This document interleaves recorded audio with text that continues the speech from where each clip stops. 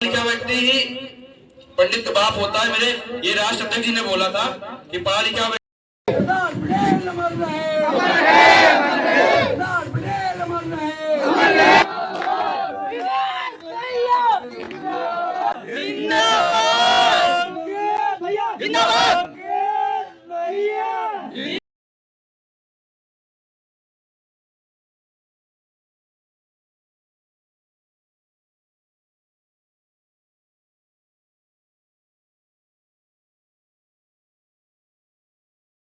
तो भाइयों अभी हम लोग आ गए मंच पे और ये हमारे राजाओं की स्मृति और जैसे कि हमारे महाराजा धीरापा जी और जैसे कि लतापा जी और महाराज जीपा जी और महाराजा सीतापा जी और दोस्तों हमारे साथ है इतने सारे लोग और अभी यहाँ पे आने वाले योगेश भैया।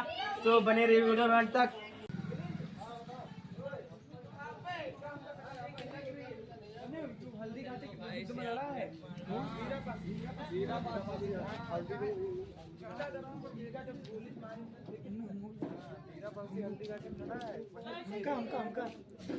और ये सब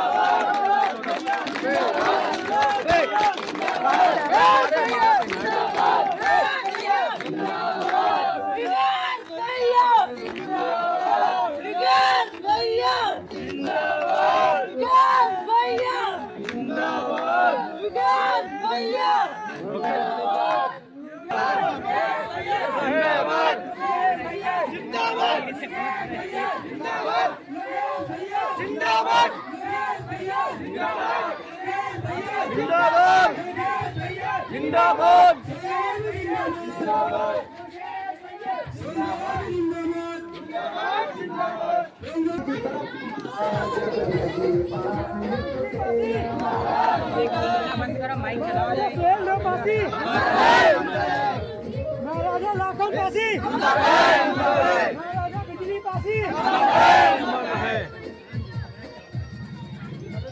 योगेश भैया जिंदाबाद, जय जय पसियाना, जय जय पसियाना,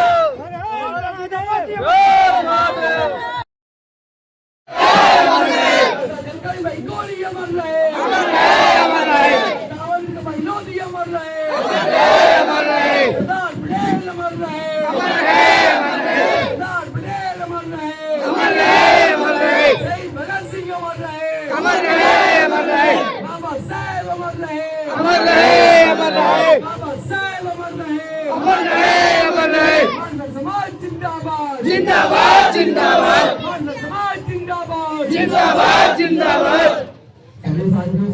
कहीं ना कहीं जो इज्जत बची कुची है तो वो आप खराब कर रहे हैं।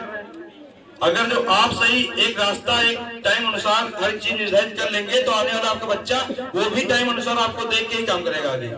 तो इसीलिए उसको विचारधारा अच्छी दीजिए ताकि वो अपने समाज को अपने फैमिली को देख के आगे विचारधारा अच्छी लैंग्वेज अच्छी शिक्षा अच्छा रहन सहन अच्छे समाज से बैठना उठना वो चालू करे ताकि अच्छे एक मुकाम पे पहुंच सके।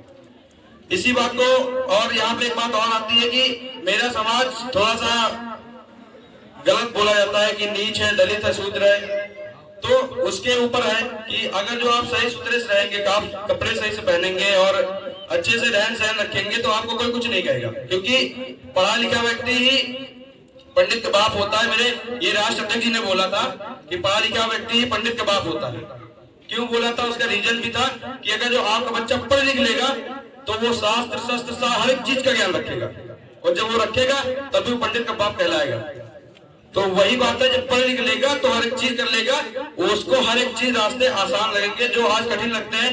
हम भी हैं, आज भी मैं बोलने से थोड़ा डरता हूँ, इसलिए कहीं गलत शब्द निकल जाएंगे तो किसी के मन में कोई विचारधारा गलत न हो जाए, क्योंकि मैं अभी मेरे राष्ट्रपति जी से मैं बहुत छोटा हूँ बोलने, 1% भी नहीं। मैं सोहेल देव आर्मी का राष्ट्रीय महामंत्री हूँ और अक्सर करके भैया के साथ में कार्यक्रम में जाता हूँ तो हमको यही काम सौंप दिया जाता है संचालन का। और सौभाग्य की बात है कि मुझे जो है मंच संचालन का कार्य सौंपा जाता है, क्योंकि मैं इस लायक हूँ और मुझे बड़ा गर्व होता है कि मैं इस लायक हूँ जो मुझे ये कार्य सौंपा जाता है। तो मैं खुद अपना परिचय मैं स्वयं देता हूँ। मित्रों, आप लोगों के बीच में आने का जो उद्देश्य है, मैं सीधा सीधा अपने शब्दों पे आता हूं कि आप लोगों के बीच में यहाँ जब आए हैं तो ऐसे ही नहीं आए हैं, कुछ लेने आए हैं और कुछ देने आए हैं। और जब दो लोग मिलते हैं तो कुछ ना कुछ आदान प्रदान होता रहता है। मैं आज राष्ट्रीय सोहेल देव आर्मी संगठन के माध्यम से यहाँ के युवा साथियों के अथक प्रयास से आज यहाँ पर जो आने का सौभाग्य हुआ है, मैं अपने समाज से मुखातिब हो रहा हूँ, अपने समाज से जुड़ रहा हूँ। तो मैं अपने समाज को ये बताना चाहूंगा, जो लोग अपने समाज के इतिहास से परे हैं, अपने समाज के इतिहास को नहीं जानते, कुछ लोग ये समझते हैं कि हम पासी बिरादरी के हैं, हम नीच हैं, हम छोटी बिरादरी के हैं, लोग हमको छोटा समझते हैं। सबसे बड़ी कमी हमारे अंदर यही है कि हम अपने आप को छोटा समझते हैं। पासी समाज और पासी समाज का इतिहास बहुत ही गौरवशाली इतिहास रहा है और हमारे इतिहास में अब तक 67 राजा महाराजा रह चुके हैं। 67 राजा महाराजा अपने यहाँ रह चुके हैं। मित्रों, मेरे गर्व की बात है, हमारे पूर्वज, हमारे वंशज, हमारे समाज के लोग जो कभी राजा महाराजा रहा करते थे, राजा महाराजा हुआ करते थे, आज उन्हीं की हम संतानें, हम अपने आप को नीचा समझते हैं, हम अपने आप को नीच कहते हैं। ये हमारे लिए सबसे बड़ी शर्म की बात है।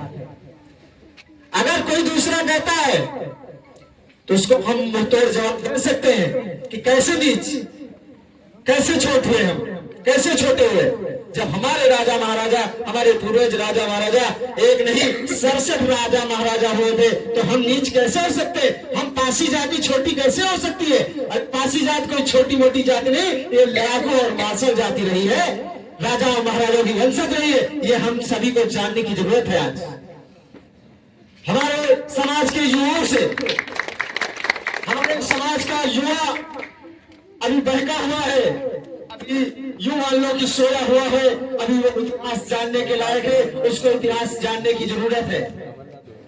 मैं कह रहा हूं, आप अपने इतिहास को जानना चाहते हैं, आपको किसी के पास जाने की जरूरत नहीं है। आप मोबाइल का जमाना है, सोशल मीडिया के माध्यम से, इंटरनेट का जमाना है, आप यूट्यूब उठाइए और उठा करके उसमें सर्च कीजिए गांजर युद्ध किन और किन के बीच में हुआ था। अपना पासी इतिहास, पासी राजा महाराजा और पासी होगा गौरव और बल ताकत सब उसमें आपको दिखाई जाएगी कि गांजर युद्ध में क्या हुआ था। 3 महीने 13 दिन तक गांजर युद्ध चला था। आप सभी लोगों को मालूम होना चाहिए, जिन लोगों को मालूम है अच्छी बात है, नहीं मालूम है तो वो लोग जाकर के मोबाइल में यूट्यूब पर सर्च करके देखेंगे कि 3 महीना 13 दिन तक गांजर का युद्ध हुआ था। और किन किन के बीच में हुआ था? कन्नौज के राजा जयसिंह और लखनऊ के महाराजा लखनपासी और महाराजा दिलीपासी के बीच में हुआ था। आज हम उन्हीं की संतानें हैं, उन्हीं के वंशज हैं, जो आज कुछ सामंतवादी विचारधारा के लोग, मनुवादी विचारधारा के लोग हमें नीचा साबित करने का प्रयास कर रहे हैं। अभी विगत कुछ दिनों में आपने पिछले 25 दिसंबर को आप लोगों ने देखा होगा, महाराजा दिलीपासी का जन्म दिवस हमारे समाज ने बहुत बढ़ चढ़ करके हिस्सा लिया था, बहुत ही गौरव और उत्सव के साथ मनाया था।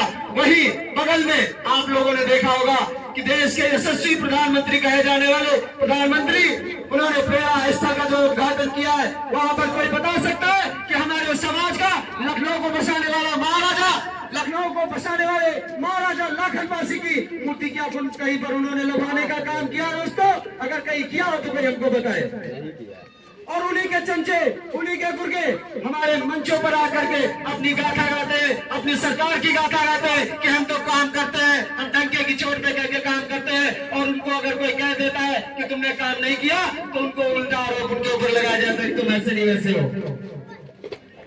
मैं किसी पार्टी की बात नहीं कर रहा हूं मित्रों, मैं बात कर रहा हूं अपने ही समाज की, जो हमारे समाज को इतना जो दबाया जा रहा है, उनको शोषण किया जा रहा है, उसको जो भी जागने का प्रयास करता है तो उसको दबाने का प्रयास करने का काम यहाँ की